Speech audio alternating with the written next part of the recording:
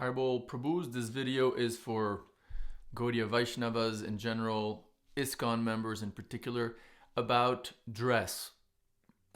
So, trigger warning. This video is about dress code. So, you can, if you're tired of me talking about dress code in ISKCON, you can just switch it off or kindly hear me as I indulge in Shastra. So I'm going to present to you with two verses from the Bhagavatam.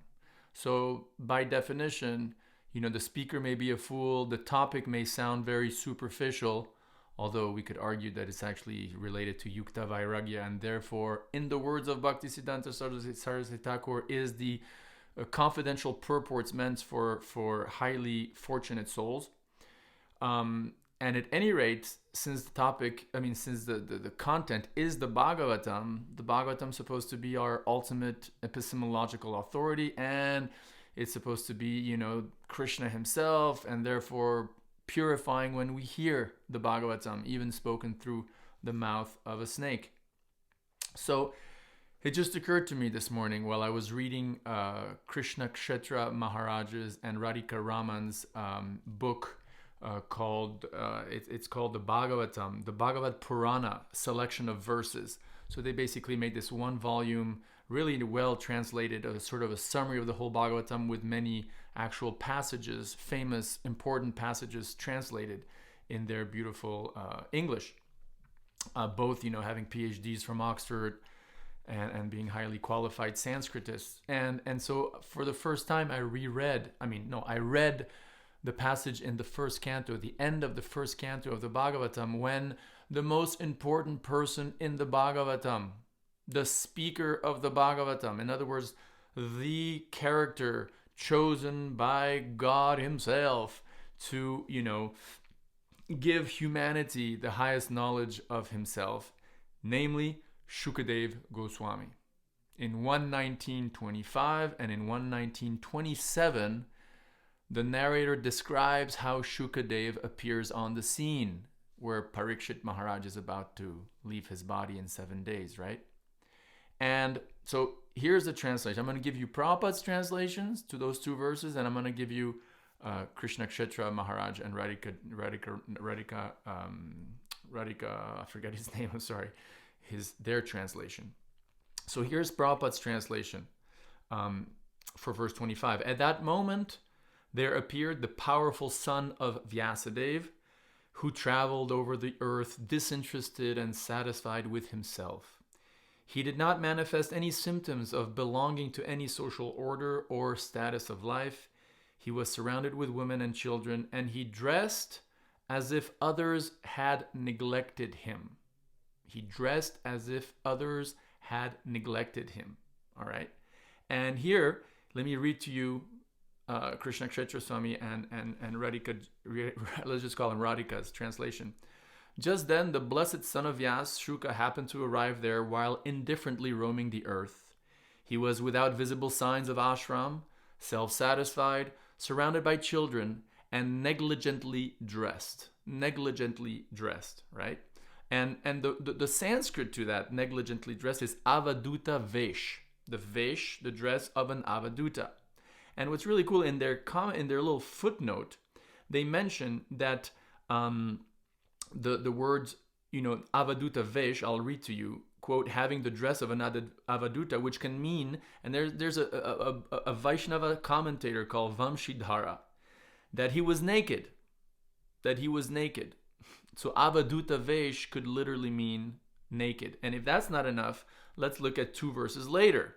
Verse 27, which explicitly says that Sukadeva Goswami, as we all know who've read the Bhagavatam, was naked.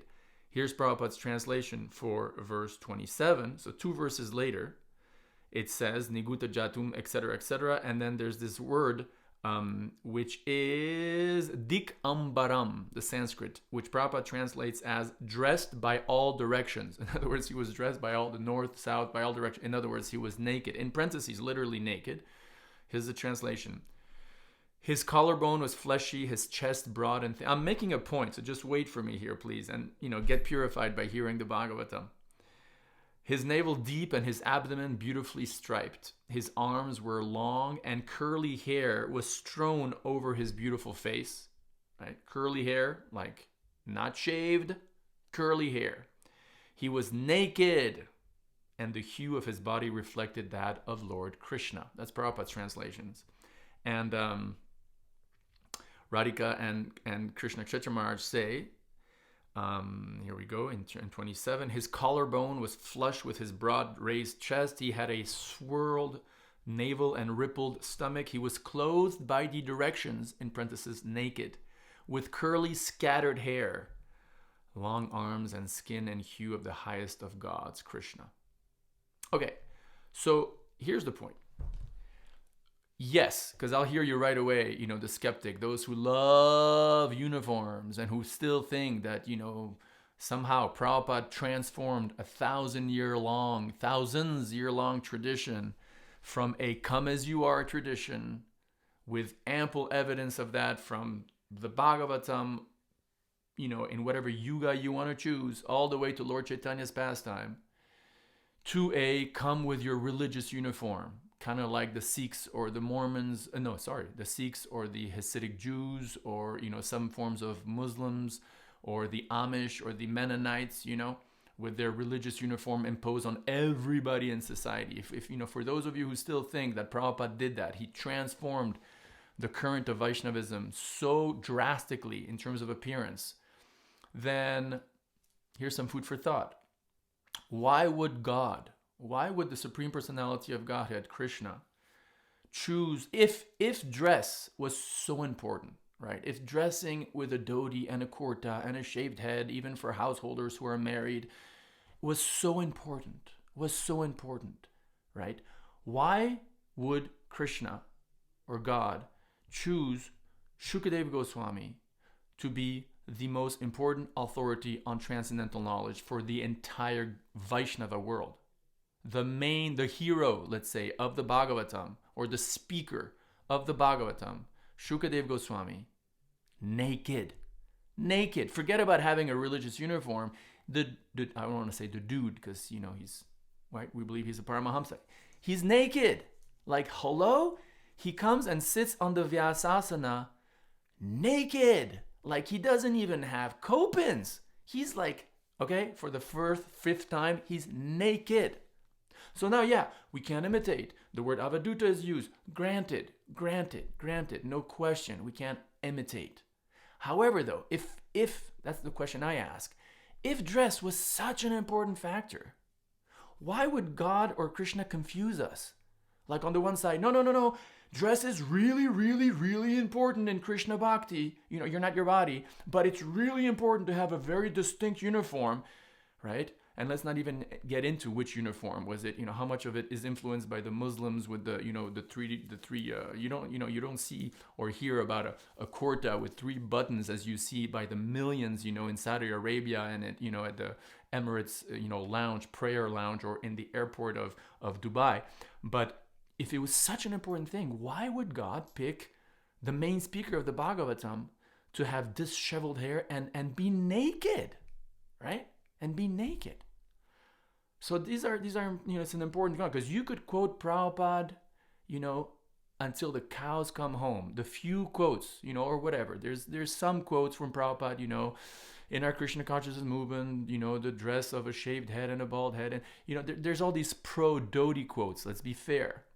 But first of all, when you analyze those pro-dhoti and pro-sari quotes, especially the pro-dhoti quotes as I call them, you'll see that invariably, in almost all cases, the word saffron, the word brahmachari is added to it.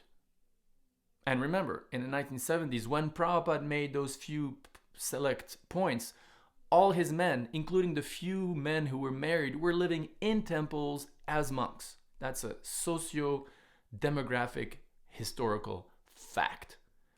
The demographics of ISKCON, when Prabhupada was alive, were completely different from what they are today. So when Prabhupada talks about, the members of our Krishna conscious movement, he's referring to monks, because that's all Krishna gave him at that time. Now, if we apply the term, the members of the Krishna consciousness movement, we're talking about 99% financially independent householders, right? So you could quote Prabhupada quotes all you want, that, you prefer the Vaikuntha dress, blah, blah, blah, blah, blah.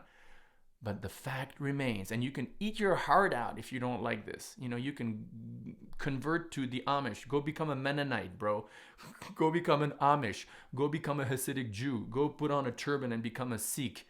And even the Sikhs, that only happened after Guru Gobind Singh.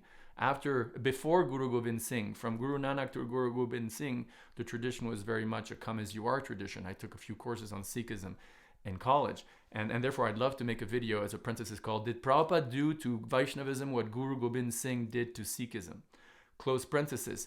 Eat your heart out, because the speaker of the Bhagavatam was, is, and always will be in the hearts of Vaishnavas who read the Bhagavatam naked. Thanks for watching. Hare Krishna. Jai Prabhupada.